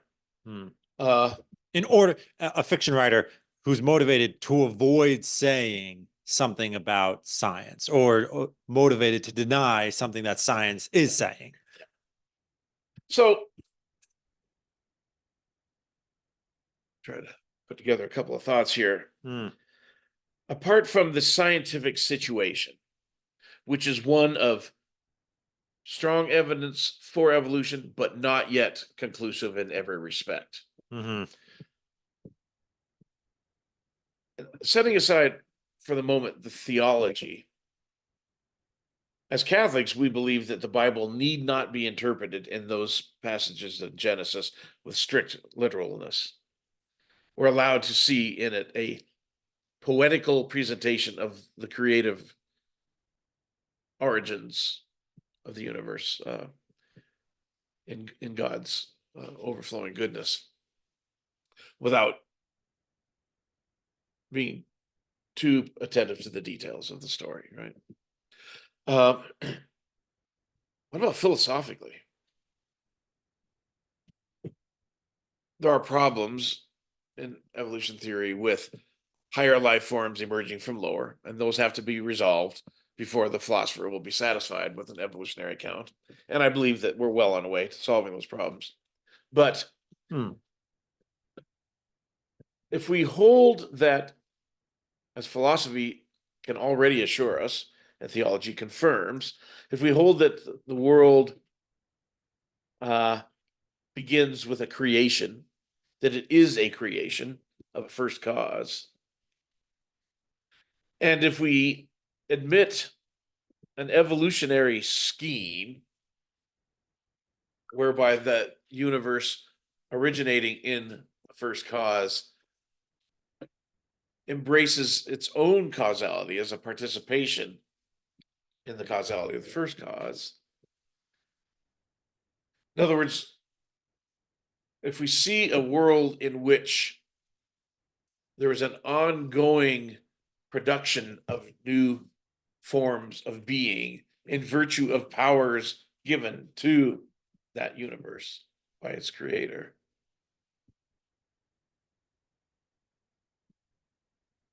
we see a world that is more meaningful, not less meaningful. It doesn't become unmeaningful because everything is in flux and everything is changing. It's not the world of Heraclitus. Rather, it's a world in which everything is intimately related, not only here and now, but throughout the whole span of cosmic time. Stretching back into the future, and as far as we can tell, stretching back into the past and stretching forward into the future. That's a world that's more unified, paradoxically, because everything is organically and genetically related to everything else, not just accidentally. I'm related to everything in this room because we're in close spatial proximity. And we're also made of the same kinds of atoms. Sure. There's some pretty close bonds of relatedness. Our lifetimes are similar. I'll be moldering in the grave in a few decades at most. These beams and other components of this room will be rotting away and not long after. But for all that, those relationships can be seen as accidental, as merely things next to each other. Yeah. But if the atoms that make up this room and the atoms that make up me have come from the same source, originated in the same supernova explosions that were capable of producing these atoms at an earlier point in cosmic history, I now have a kinship with everything else in this room that's deeper than just being next to each other. Yeah. There's a unity to the universe in this dynamic view of evolution that is missing in a static view. A static view that includes the idea that God sort of just spontaneously creates Made a bunch of things stuff, and put them next to each other. right? And for some reason decided to use the same general design in a bat's wing as a whale's fin. Yeah. And again, what I've been trying to say just now, deliberately adopting a philosophical viewpoint, because I am a philosopher, can be said even more forcefully from a theological standpoint, right? Everything emerges from the same creative principle Hmm. and is meant to return to him. That's the theology of the Neoplatonists, the exitus reditus. Creation is a matter of not God, emanating from God and returning to God. Mm. And it culminates, it's hierarchical, and it culminates in man. That was, known and asserted by theologians a millennium and a half ago, but evolution kind of gives us a very poignant way of seeing it, right? It doesn't change the underlying doctrine that all creation emerges from God only to return to God, but it makes it more vividly imaginable, I suppose. Mm. I can say more on that. Maybe I should. Because the question Please. arises, at least students are always raising the question, well, wait a minute, man has an immortal soul, he returns to God, but tyrannosauruses don't return to God, right? Rocks don't return to God. Or if they do, it's in some way that's beyond my knowledge and seemingly almost trivial, like meaningless to me. But no, a world which is unified because it came forth in one creative act, fraught with potentialities that made for a lot of diversity, but also unity and relatedness in that diversity, is a world in which everything existed for the sake of everything else. Even the things which have gone extinct played their role. Mm. Even the things which are billions of light years away from us, and so you would say can't possibly have had any effect on evolution on this globe of ours. Right. They played a role in that they were part of uh, the cosmic rolling of the dice. God Mhm. does work through chance events. Mm. It's still his ultimate causality, but playing through chance events. Maybe you needed billions of galaxies with billions of stars, billions of planets in each, in order that through the play of chance Hmm. events, man would arise on this one. So I mean, that might strike us as a bit extreme, but I'm trying to see it as a very real way in which the vastness and age and seeming remoteness of the rest of the universe is somehow implicated in my own being right here and now. There's other ways in which you could take this doctrine of everything returning to God in and through man. The very fact that we know things gives them a higher mode of existence, right? Did you ever encounter that idea in the program? The fact that we know that T-Rexes existed and think about them and wonder about them actually in some way improves the existence of T-Rexes 65 million Yeah. years ago. It sounds crazy, right? Think of it. Think of a T-Rex. Hmm. It exists. It's a beautiful thing. It's a creature. It's reflects some of God's goodness and glory in a certain way. Right. If not the reach of his Now, providence. that T-Rex cannot exist outside of God, except in virtue of already existing in the mind of God, right? Mhm. Mhm. Where is the existence of the T-Rex nobler, in and of itself or in the mind of God? We'd have to say it's in the mind of God. Mhm. Difficult as that might be to grasp. But what about you, Jonathan, knowing T-Rex? Not very well, but you know it. Hmm. It is part of you. It is part of your intellect. You now possess, as a part of your being, the knowledge of T-Rex. Mhm. T-Rex is enjoying a higher mode of existence in you, the image of God, than it enjoys in itself. Sounds weird, doesn't it? It does. Yeah. Uh, Yeah. but And it ever did running around what the late Jurassic. yeah, Oh. it's Now, there's some sense in which it's very incomplete. You don't know it well enough to create another one, for example. Right? Mm, But to be known by a creature which is the image of God is nobler than simply to be and not be known by such a creature. mm, So maybe that's another sense in which we have to think about this world being brought back to God on this evolutionary cycle. okay. We come along, we can know the world,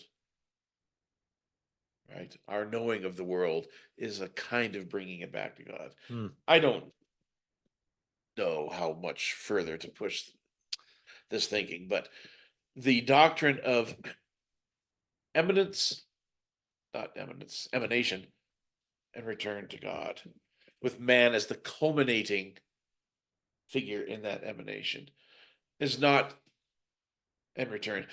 That doctrine is not diminished but enhanced by evolution, it seems to me. okay. And when you say, so I want to push you on, when you say evolution, are you are you specifically referring to one species giving rise to another Yeah. species?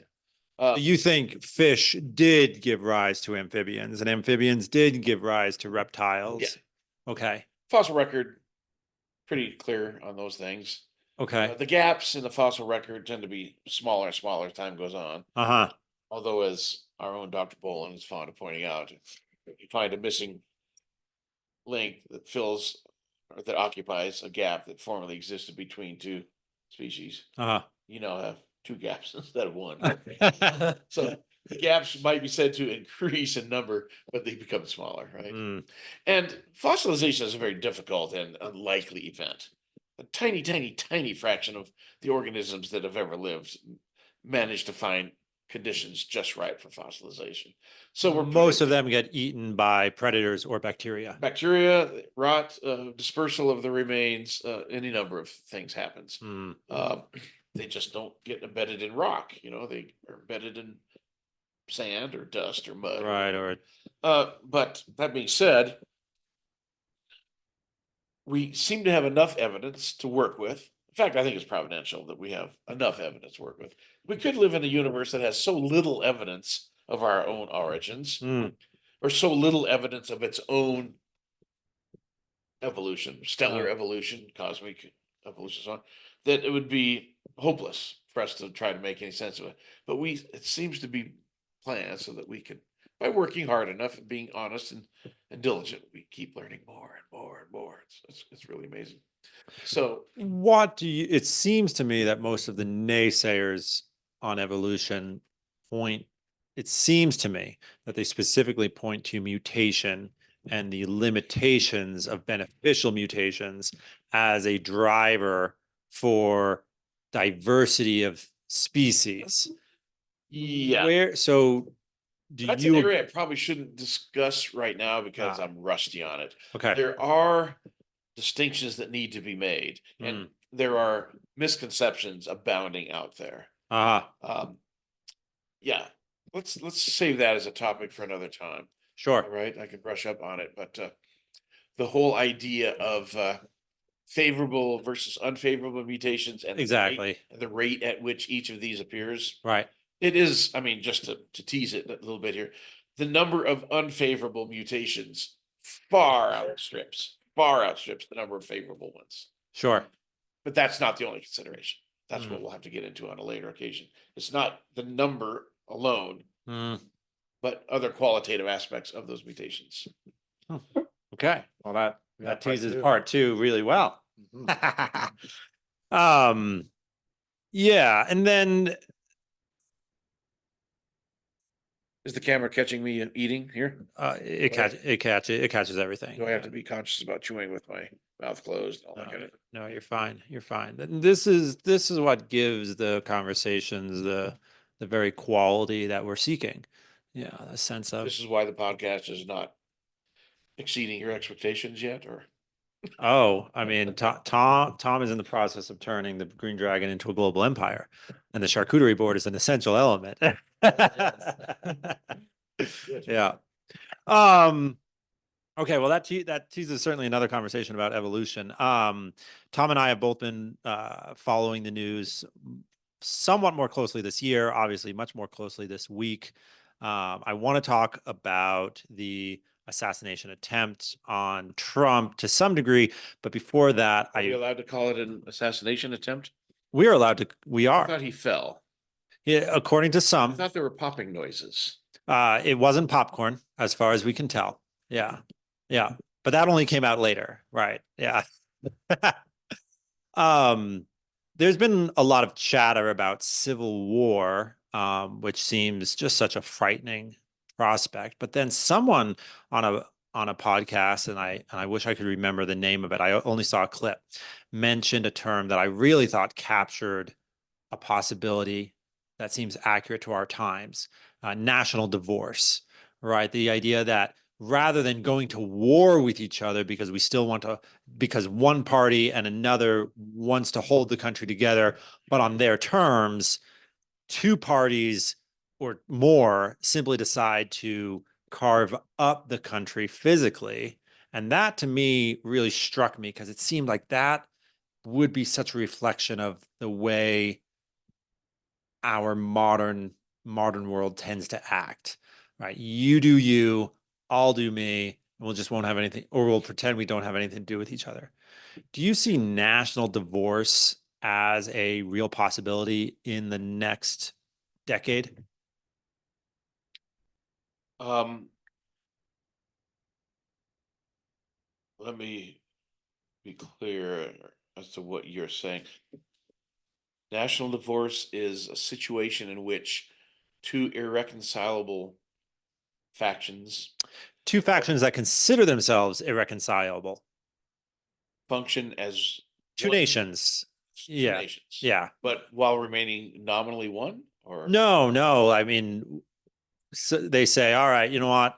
We're forming the okay, we're forming the Texas Coastal Coalition. no, that's And I can't imagine that happening. The really, first thing to say is if it happens, it's the end of both. mm, Neither. Well, think of the difficulties. mm. This nation, for all its disunity, is highly unified in a million different ways, right? Power grid, Yes, energy the distribution. physicality of it all, Mm. the way that it feeds itself, powers itself, transports itself, Mm. all of this, even more urgent, I might say, is the consideration that how it defends itself. Okay. You cannot divide these things up without enormous loss of stability, a loss which spells the end, not only obviously of the former United States, but I would say of either of and both of the factions that it's dissolved into. Look at just look at nuclear warhead placement. Who gets the nuclear warheads? We have hundreds, if not thousands, in silos scattered throughout Wyoming, Montana, the Dakotas, so on. Mm. We're gonna ship 500 of those down to Alabama now. Or Connecticut. Not gonna happen. And long before any such nonsense could even be imagined as possible, uh, other powers around the world would move in on us. Your two factions that you're talking about in this national divorce would each be much weaker than China or Mm-hmm. India. Mm-hmm. Quite sure.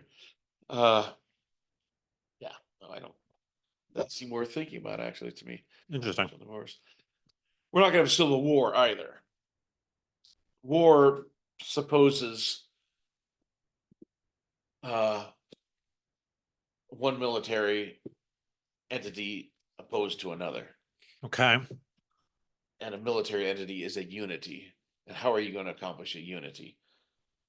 There's nothing remotely foreseeable in the present disposition of the United States and its many institutions Mm. that allow us to say that, yeah, I could see the Western states and the upper Midwest coalescing into one military unit that would somehow take on the East and the South. I mean, just to throw out fanciful terms, right? Yeah. There's zero reason for thinking that you would have the unification in terms of technology, Hmm. in terms of who runs the satellites, who runs the communications Hmm. of such an operation. Civil war seems as kooky an idea to me as national divorce. What I do see is a nation so radically and deeply and permanently divided against itself that it is prey for a Marxist takeover of the most egregious sort. Say more. The Marxist playbook is divide Uh-huh. in order to create such a felt need for a savior Mm-hmm. that, well, here comes your savior. His name is Lenin. His name is Mao. His name is whoever. Hmm. We wouldn't be physically rent into two different countries, Mm-hmm. either by the amicable divorce or the hostility of a war, Mm-hmm. but we would be psychologically divided, thereby rendered so unstable and vulnerable in our continued existence that we would be in a position to welcome somebody who would fix all that. That seems to be more plausible.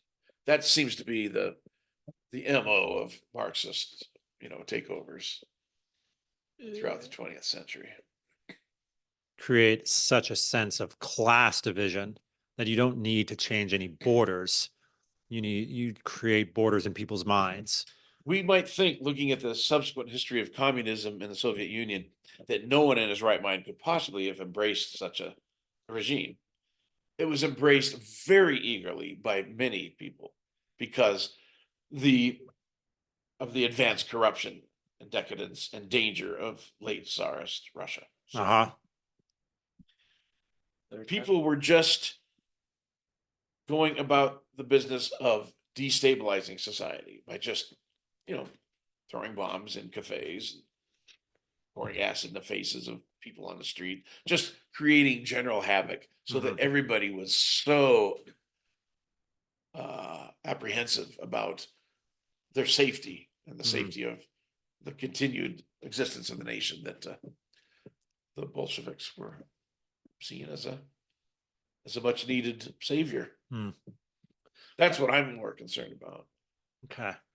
I'm having trouble imagining who that savior would be or how he would come about, but yeah. Right, but societies never lack the ability to produce a look-alike savior, right? Yeah, they could create one in the course of 6 months, a year. Yeah, we saw in COVID how quickly society just collapses, just caves in, just becomes subservient to those who claim to be in authority, even if they're not. Anthony Fauci had no authority over the American people, but 300 million people were doing what he said because he said it. That was an eye opener. Yeah. It would be tough to give up. Yeah, yeah, to have the reins of have the reins of such economic, financial, lifestyle, and healthcare power. Yeah, to have those reins put in your hands in less than 8 weeks. How could anyone want to give up those? So my fear reins is of power. that could happen again. Mm-hmm. You just need to dial up the threat, real or perceived. Right.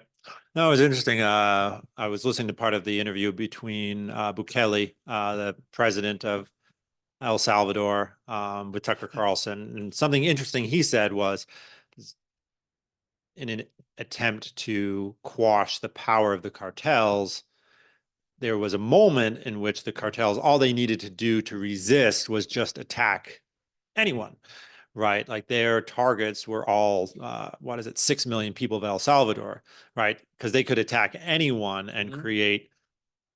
create fear and for people's wanting to go back to the way things were. Whereas the forces that he had under his command, they had to go actually find gang members and cartel members, right? I mean, they had to be so much more surgical in their fight. Mhm. It really struck me that, yeah, if you want to create just a feeling of terror, you don't have to target police or military or administrators. You just have to target people, like you said, in cafes. That's what we see, several generations into the post World War society that we inhabit, is we see a people deprived of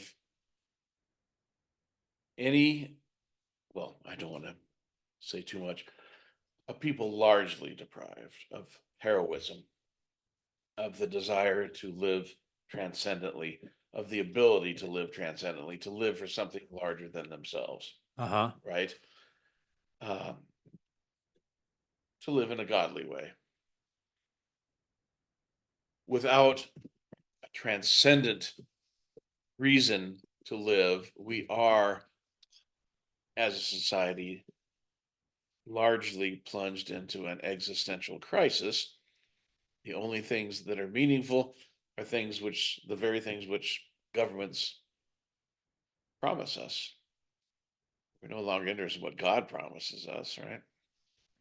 Or what our own reflective human nature could, and in former times did, put before us as something to live for.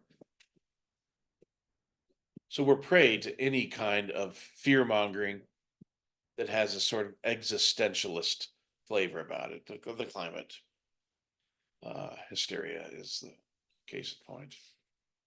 I don't have to stake out a claim as to whether climate change is real or not, serious or not, anthropogenic or not, bad or not, to just see that on all sides people are responding in a panicky sort of way And that panic because comes. their very existence is threatened.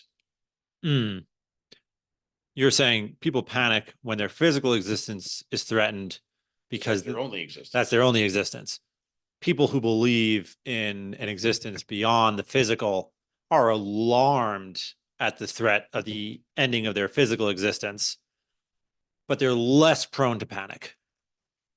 Yeah, and maybe not even alarmed if they trust in Providence. Yeah, yeah. And if they're of an Irish temperament and really think that the end of their physical life would be a great relief. We'd have to revisit Laudato Si and some other documents of Pope Francis pertaining to climate change, but is it your recollection that he talks much about Providence?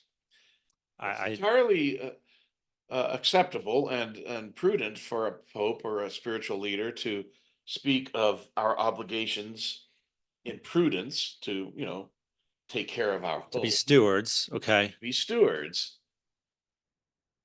But that does not obviate the other uh, principle that we must not lose sight of, namely that we do what we can and then chill. Mm. Providence is in control. Uh, You maintain the house, but you don't lose sleep over the idea that it could burn down, if you as can true as that save may the be. house, save it. If you can't, you can't. Mm. That seems to be a more authentically Christian attitude in the face of alleged existential threats.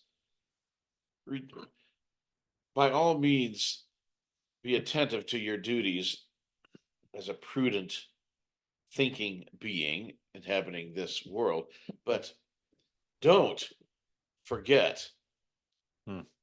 Providence. Ah. Anyhow, that strikes me as a bit of a diversion. Where were we? You were talking about civil wars, divorce. National divorce, civil war, your thought that we're more likely to actually be united in becoming subservient to a demagogue, acting perhaps through the government or perhaps outside the government. To me, it seems through the government seems more likely, given our current national tendencies.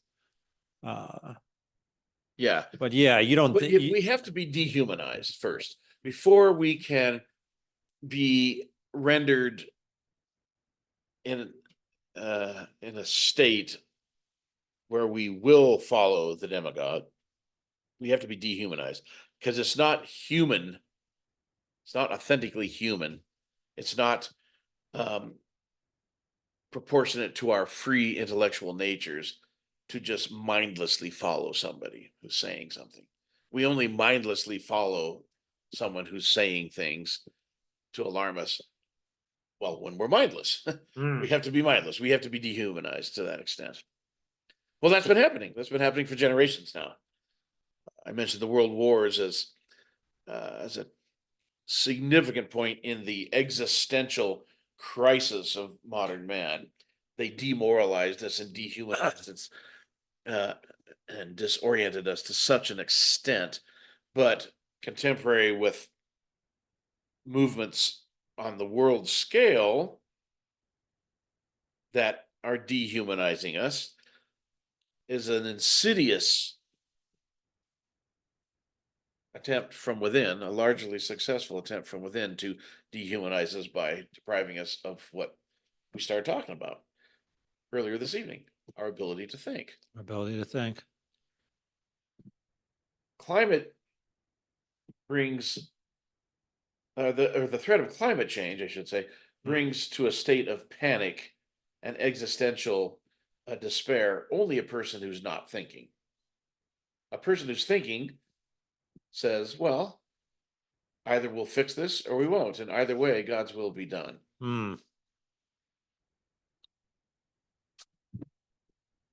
Similarly, in respect to so many of the moral evils that are afflicting us, we're not thinking, we're not contemplating what it means to be human. We're not seeing ourselves in our true and proper relation to everything else in the universe. So we're atoms floating, meaninglessly in the void. We're not human beings. Meaning. With a certain level of connectedness to everything. That's where we get our meaning, right? We know we're from God and we're returning to God, but we cannot escape the fact that it's in and through creatures that we have come forth and will return. Right. You cannot dispense with that part of the equation. We are creatures in a creatural matrix. Thanks. We really will be not, we won't just be pushing up daisies. We will, in a certain physical sense, be the daisies. Yeah. Yeah. More than just efficient causality in them there flowers. So, yeah, I mean, it's probably impossible to try to pretend there's much unity to the conversation we've been having, but if I were to make a stab at it, it would be in seeing that, or, mulling over the fact that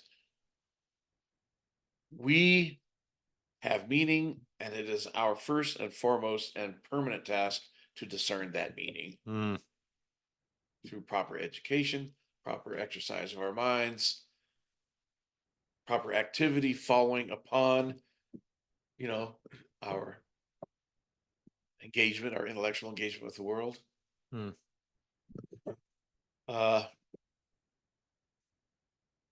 To the question you began this segment with about future of the nation.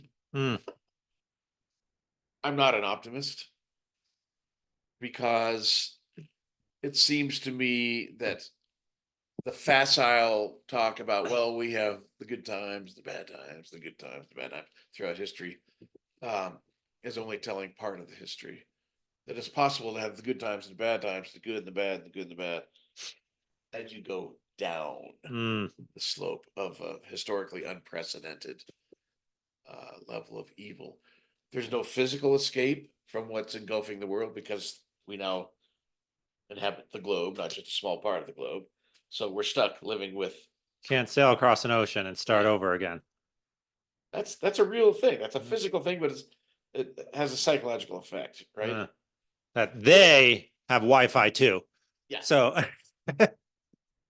And there's no, I mean, I shouldn't say no, but the possibilities of intellectual escape are dwindling because higher education, lower education for that matter, everywhere is on a downward course. This has erupted, in the last few years in the woke revolution. Hmm. That's a triumph of irrationality, of the embracing of what is not true, almost because it's not true. That's just how crazy it is. So you can't escape the intellectual an collapse. embrace of it because it's fresh, it's new, it's different. That's those are the terms under which it is adopted and celebrated. Not because anyone thinks it's true, because they think it's different, exciting. Because the word true doesn't really exist Ah, in their vocabulary except in a modified sense where it means my opinion. Hmm. What is true is my opinion. Not my opinion is true, but truth is my opinion. Hmm. This is the Nietzschean revolution, brought to perfection. Truth no longer is the determinant of human activity, but power. Hmm. Truth. Think about this the other day. Truth is, of course, of the universal order. It pertains to our spiritual natures, right? Our intellects, our agents of truth, as my teacher Sokolowski used to say. If the realm of intellect, the realm of the spiritual, the immaterial, the true, and the good has been removed from all consideration, what's left? What's left is the realm of matter. Gotten rid of spirit, Hmm. we now have the realm of matter. We are material things in a material world. What governs material things? Since it's not truth. Hmm. Power. Material things, whether they're atoms or planets or human beings. If they're only material, then forces govern them. Hmm. I bump you out of the way if I'm stronger than you. This molecule bumps that molecule out of the way if it has more force. If it has more energy. Call it what you will. Hmm. So this is the world that we're increasingly seeing ourselves to inhabit, a world in which power, consonant with our new vision of ourselves as merely material beings, takes the place of truth, which would be consonant with our vision of ourselves as spiritual beings. So you say you're not an optimist.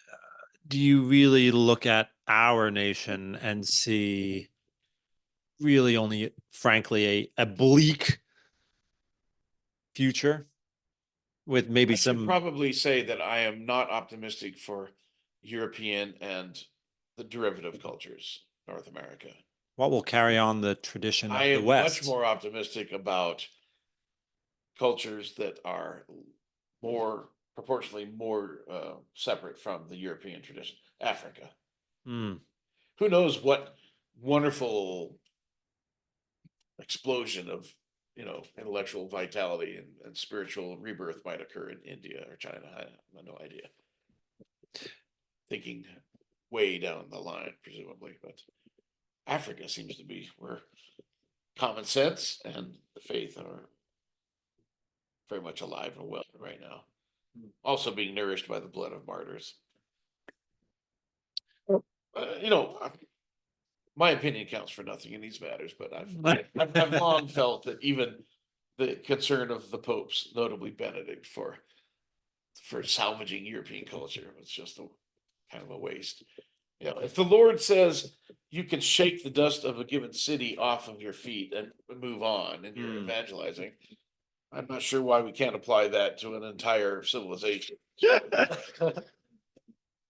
Don't you think, though, that there's wrong.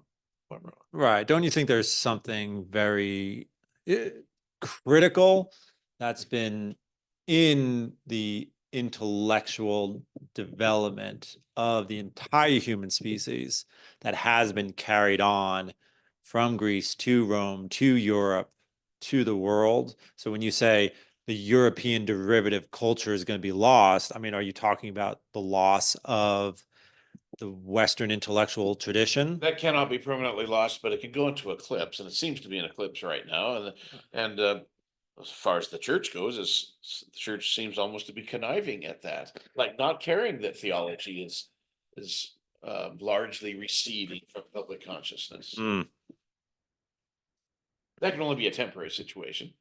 mm, You know, we're circling the wagons, retreating to islands of faith and piety, as Gardini said in the end of the modern world, where charity will burn all the more brightly. And then, you know, there'll be new waves of evangelization and intellectual rebirth and mm. so on, if the world lasts long enough. And yeah, I'm only optimistic for the distant future. I meant to say that I am pessimistic about the immediate future. Mm. Speaking of the immediate future, oh, we just got to mark where we are in the world right now with the events of the last week. Can we just get your quick reaction to the what we were talking about before the show, the first assassination attempt of a president or ex-president, I think in the 21st century. Well, the first thing I so- love to say to provoke people, Mm, I'm thinking of people who do not like Trump, mm, whether they're on the left or on the right, but not in the Trump camp on the Mm. right, yeah. especially the people who believe in God. I just love to have the opportunity to say, well, God preserved him. That's true. Whether you like it or not, whether you think that we should be devoting more attention to secondary causes, as the philosopher would say, you Mm. know, The screen, the turn of the head. the muzzle velocity of the bullet, the amount of wind that, yeah, why did he turn his head? All these things. Coincidence. Yeah. You can talk that way, and that's a legitimate way to talk, but there's primary causality involved here too. And you feel like that's more clear than in many It's- other areas of It's life. absolutely clear. It's beyond any shred of doubt that no matter what the secondary causality involves in his being only grazed by that bullet, that the primary cause is God. That God is the reason why Trump's head was not blown apart by that bullet. Now, I'm not saying we have to draw all sorts of inferences that this is a miracle or that Trump is the Messiah of this nation or anything like that, but I like to make the provocative point that you cannot deny. And if you want, whoever you are, want to deny that God did this, then you're really messed up. You're really not thinking clearly about the world that we live in. But what you're saying is true, is as true of saying that God is the primary cause of if the bullet had hit and his head had blown apart. Right. Okay. So you're not, However, people might God- react as if you're provoking them, but you're really know. saying that the primary cause is the primary cause. Yeah, now God as the primary cause of everything that happens is in virtue of that principle we laid out earlier, not the cause of any evil, because evil is not a thing. So God never causes evil. So had the bullet taken out President Trump, we would say that God was the cause of the bullets doing what it did, but that God was not the cause of any evil involved. If the poor man who pulled that trigger was even thinking, I don't know if he was, if he had a mind fit to think clearly, but supposing that he was, God would not be the author of the wickedness of that man's thought, insofar as that thought was wicked. This is an area in which Dr. Boland would be your go-to guy. He's thought a lot about these nuances of the senses in which God wills and does not will things that occur or are said to occur in the world. But yeah, so apart from what I just said about God as the first cause, I thank God that that man's life was spared, because to descend from a very high level consideration, a theological one, to the realm of mere politics, I can't imagine who would be a more viable candidate right now for the Republican Party than Trump. Hmm. I think if the Republicans had to scramble to get anyone else in there, they would have lost enough momentum that the Democrats would be certain to win. And I guess I need hardly say why I don't want the Democrats to win the election, right? Can I say for you that you see the Democratic Party as having been hijacked by a Marxist movement Yep. that will use the processes of democratic election if its purposes are suited thereby, but ultimately wishes to create a state of class fear and class disruption.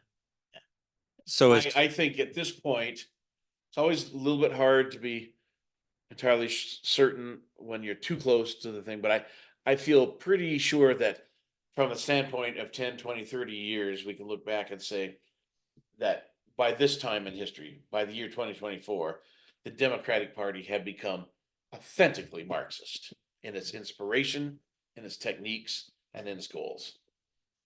Marxist, meaning committed to a purely materialist, reductionist view of the world, which explicitly rejects God and the things that are of God, transcendence, life. It's a death cult. primary cause. Yeah.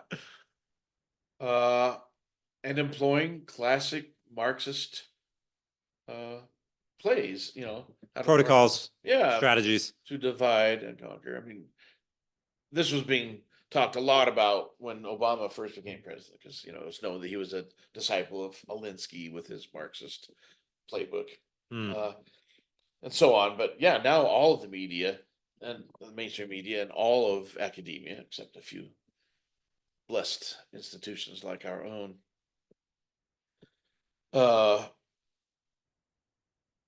are acting like Marxists.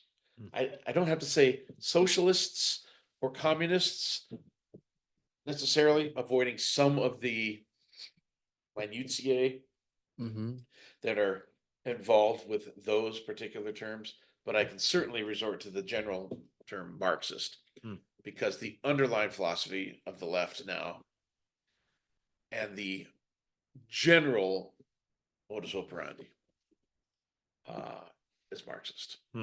And not to mention that many of the players are fairly explicit in proclaiming their allegiance to Marx. Right. I would go further and say it's a death cult at this point. Obviously, I'm not the only one saying this. That the far left, which is a large part of the left, I think, a large part of the, going to be irritating a lot of people, aren't I? The Democrats, the death cult, death to infants, death to the elderly, death to any discourse about God, death to the freedoms that befit us as children of God. Death to a nation which, for all its flaws, was fundamentally godly in its origins. Death to truth and goodness and beauty. Yeah, it's a death cult. And very rapidly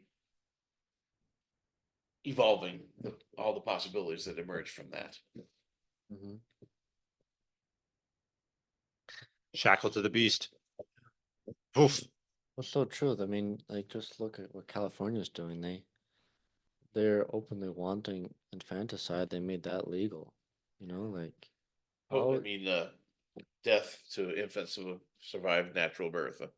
Yeah. But even babies that are born, Yeah, that's mothers, what I mean. they have 30 days after the baby's born to decide if they want to keep them, even if they didn't attempt. This is already on the books. This isn't somewhere in the legislative process. It's been approved. This has been signed into law. Yeah, by the governor. Yeah. California. Well, we'll see how sick the country is if the Democrats give us Newsom instead of Biden as a candidate, Because Mm. I feel more than 50% inclined to state as of today, July 17th, a month before the Democrat convention, that Biden will not be the candidate. That somebody's working desperately behind the Yeah. scenes to get someone queued So up. if it happens to be a Newsom, just to complete one thought, Yeah. it'll show how sick our country is. Then half, at least, will vote for him, and probably more than half. I don't know. Dangerous ground to get me on politics. I Yeah. really don't know where I speak. All right. No. Yeah. Unfortunately, not cheerful thoughts, but No. let us hope that the future, the future geological record and fossil record shows that we were able to draw some good out of this very stormy environment. Dr. Grove, it's been an absolute pleasure to have you on. We really appreciate you coming to share your wisdom and insights. It's a bit late for me. Rather more scattered and scatterbrained than should be, but Hopefully you've been darker than is your normal want. darker. Yeah. Oh, I'm a cheerful person by nature. Maybe by dint of not thinking about dark things rather than trying to think about dark things in a bright way. Mm. I don't know. No. Yeah, we do need to prepare ourselves for the worst, but that preparation does not mean walking around gloomy. Mm. It No. means manning up and saying, "Bring it on! Right. I'm ready, ready." Right. Like the the artists who still painted during the siege of Paris. Yeah, there's something beauty still has rights. Well, we'll look forward to having you on the show again soon, I hope. And until then, thanks. Thank you.